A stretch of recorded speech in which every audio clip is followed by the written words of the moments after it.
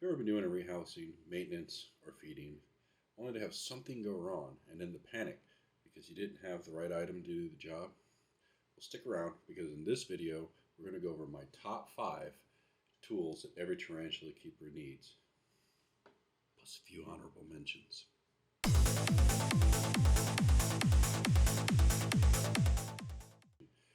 Hey, and welcome back to HOI Exotics, the channel where we try to help everyone become better exotic keepers through education and ethical husbandry. Today, I want to talk to you about my top 5 tools that I think will greatly improve your keeping journey. And stick around because at the end, I will be using all of these tools to demonstrate a rehousing of my H.longimanus scorpion. With that, let's get right into it, shall we? So, number 5, tongs. I just want to point out that these aren't going to be in any particular order, save for number 1, and that's because I think number 1 is probably the most important thing that we could have in our arsenal. Outside of that, these are just the tools that I personally find myself to be the most beneficial for my practice. So, tongs. We use tongs to manipulate objects within the enclosure. There are several different types, and you'll probably want multiples of each type, or at least multiple different sizes and styles, especially if you lose them like I do. I misplace stuff around here all the time, and it's always nice to be able to open a drawer and go, oh, okay, well, there's my second set. There are multiple reasons why we want to use tongs instead of our hands. First and foremost is safety.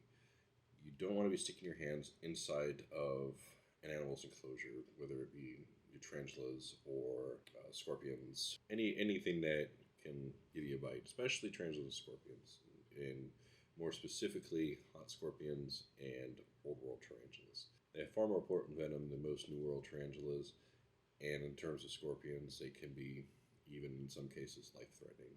So we don't want to be sticking our hands in the enclosures, because look, the other thing that can happen is that you can cause escapes, because if you're putting a pair of tongs in, you're not spooking the spider nearly as much as if you were sticking a big hand, and they see that hand, and they just want to go, oh my god, I need to get out of here. Or in some cases, they get defensive, and then bam, you get tagged. So we use tongs to manipulate boluses, water dishes, hides, scrap molts, of which we just showed an example of with my Pamphiletius species South Ecuador 2. As I was said before, is like I keep several species of hot scorpions, Androctonus, Lyricis, Hottentata, and the last thing you want to do is stick your hands in one of their enclosures, because the worst will eventually happen. You'll eventually press your luck. So do yourself a favor, buy multiple types of tongs in multiple different styles and have them on hand whenever you do your rehouses, feedings, or any sort of maintenance within the enclosure. It's going to make your life so much easier, I promise. On to number 4, catch cups. Catch cups are something that I personally think should be mandatory for us to have within our tools. I'm just saying that I think it's something that we should have on hand for when the need definitely arises, because whether you're a poke and pray or a freehander, there's going to be time when you're going to want to catch cup, and you're going to want a few different types, a few different varieties. They're easy to make, and they're just good in a pinch. For rehouses, if the proper precautions are made, it makes the process far less difficult, in my opinion, and not nearly as stressful to either the keeper or the animal. We'll go 7 times out of 10. The spider isn't going to show hardly any defensive behavior. It'll calm down, because what it's doing is just when you have the lid off and you're digging around trying to poke the spider out and to get it to a point where you can cup it, it can feel those pressure changes. It can feel the lid off. It can feel the excess air being pushed in and moved around. And once you get that catch cup over it and you give it a few seconds to just kind of calm down and chill, that cup removes some of that excess. It's like putting the lid back on the enclosure. And usually they'll just calm right down, or they'll scuttle up into the top, like if you're using like the Simply Limeade or Simply Lemonade. They'll scuttle all the way up into the top, and they'll sit up there in the lid or by the lid, and they'll just relax. You put some cardboard under it, move it to its new enclosure, poke it down, or cover that end and open the cap and poke it out through the cap, and it'll move on. And the last thing you want is for an animal to get out. And that's another place where they come in handy. Say some of the faster arboreals, Psalmopaeus, Tapacinius, Poecilotheria, Firminicalis, Omathymus. If you get a large arboreal and it bolts out and goes up to the ceiling, having a catch cup handy, or at least knowing how to make one, keeping it nearby, you'll be able to get up there, get the spider into the catch cup, cover it up, and get it back into its home. So, as you can see, with a little ingenuity, you can pretty much make any container a catch cup. And they will be a tool that you find that you use more frequently than you probably thought you would. Third thing I'd like to talk about is brushes. Brushes come in, as we already know, come in a myriad of shapes, sizes, bristle textures, wood, plastic, natural. You get the idea. We're not talking about art here. We want to have a myriad of different brushes, brush lengths, sizes. They serve so many different purposes. Use them in rehousings, where you're reaching through the catch cup to gently prod the spider out of the catch cup into its new enclosure. You could use them to prod the scorpion or tarantula into the catch cup. They're also good for packing down substrate, brushing away debris and whatnot. And it's just a good all-around tool. Now, one thing I will suggest is that you want to have something with a softer bristle. You don't want something that could possibly harm or irritate your animals. So you want to try to find a very soft bristle. I'm not exactly sure of the types. I'm not an artist, so if there's any artists out there that know the bristle densities or softnesses, scales, or whatever it's called, if you want, you can leave a comment down below, and that'll help us out greatly. Number 2, we're talking about water receptacles. Obviously, animals need water. It's very pertinent to have multiple different ways to deliver that water. Large jugs, spray bottles, big old juice containers and milk jugs with holes burned into them so you can kind of make it rain a little bit. I do recommend getting, especially if you have more than a handful of tarantulas, a larger, like 2.5 gallon pump spray bottle or spray mister. Turn it on its finest setting. You can use that to moisten down substrate, push water into a corner, fill water dishes. They're really versatile, very all-around type of a tool. And you're going to use them, if not weekly, you're going to use them daily or whenever you do your maintenance or check on the water things. So they're going to get used probably almost more than any other thing. Maybe the tongs. Yeah, water receptacles, super, super important.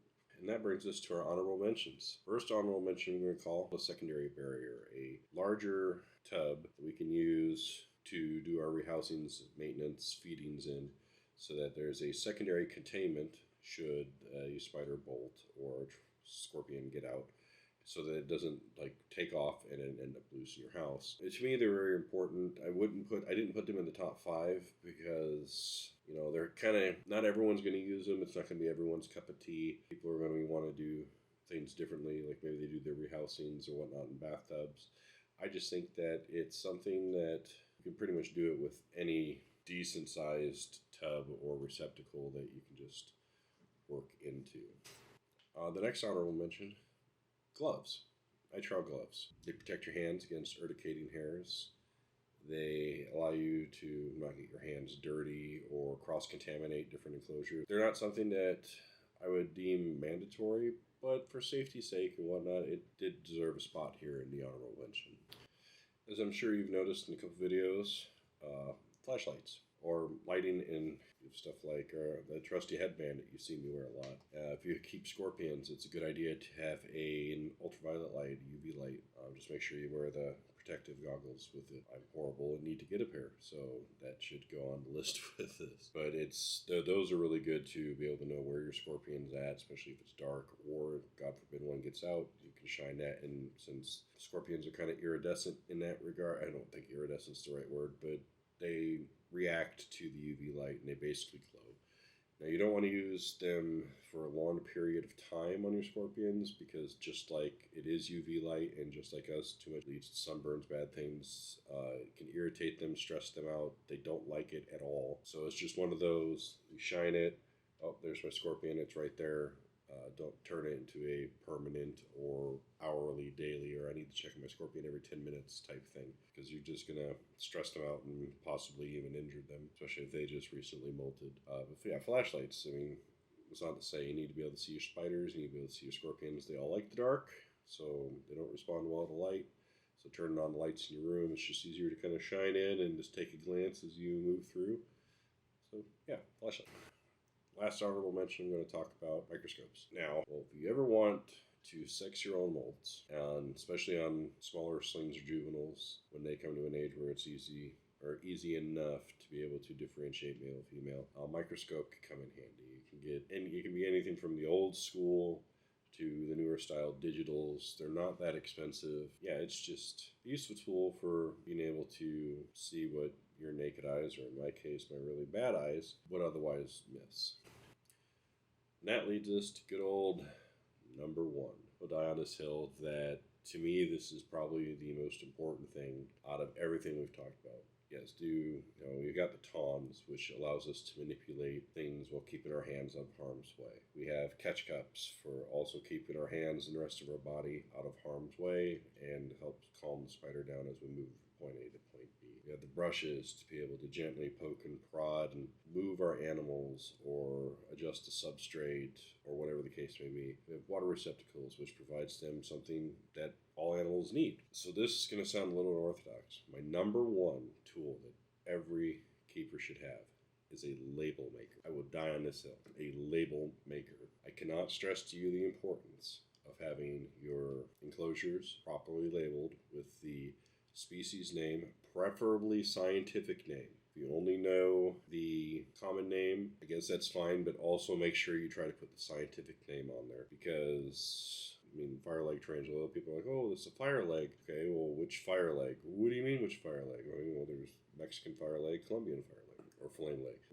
You can have flame leg, fire leg, flame knee, red knee, fire knee. There's some locales have multiple scientific or common names for stuff, and sometimes people just make up common names because nobody's ever called it anything. I cannot stress the importance. This is what I have in this, especially if you're going to breed. It's so helpful to know, okay, I have Fauna pelmahense. I know it's a female, so I want to get a male. And somebody's like, oh, well, I've got this Arkansas brown. Well, and yes, an Arkansas brown would be most likely a Fauna pelmahense. Considering that they range from Arkansas, Missouri, parts of Missouri, Kansas, Texas, Oklahoma, and in each state they're kind of called the same thing. But it's like, you want to know that it's an Fauna pelmahense so that you can breed it with your Fauna pelmahense, and we're not mixing bloodlines and making hybrids and our own spiders and the quote-unquote designer spiders. It's good to be able to make sure that everything is where it needs to be. Another thing, especially if you keep old worlds or highly venomous other animals, I don't know the scientific names for these because I'm not a big centipede person, so we'll just go centipedes and scorpions. It is so important to know, okay, I don't remember, did I put my Androctonus australis in this enclosure, or is this my Hadronus arizonas? That's a huge difference in toxicity. And to an inexperienced person, they might even look the same at first glance when they just catch a glimpse of it due to the coloration of most of the desert scorpions. Getting stunned by one of those could be the difference between taking some Benadryl and a couple of Tylenol and a week in the ICU. So I cannot stress enough, labeling your collection is to me, it's just a singularly most important thing. Alright, so we've gone through our 5 most important tools that I believe that every keeper should have, a few honorable mentions. Now we're going to go ahead and we're going to rehouse my H.longimanus, or the long-clawed Asian forest scorpion. And what I'm doing here is I'm downsizing it due to its much smaller size. I'm putting it into a slightly smaller enclosure that I think will benefit it a little bit more because the bigger one was all I had when it came in. So in this quick rehousing, we're going to show you every tool that we've talked about today, and you kind of get to see it in action and see why I think that it is important. So with that, let's get to the rehousing.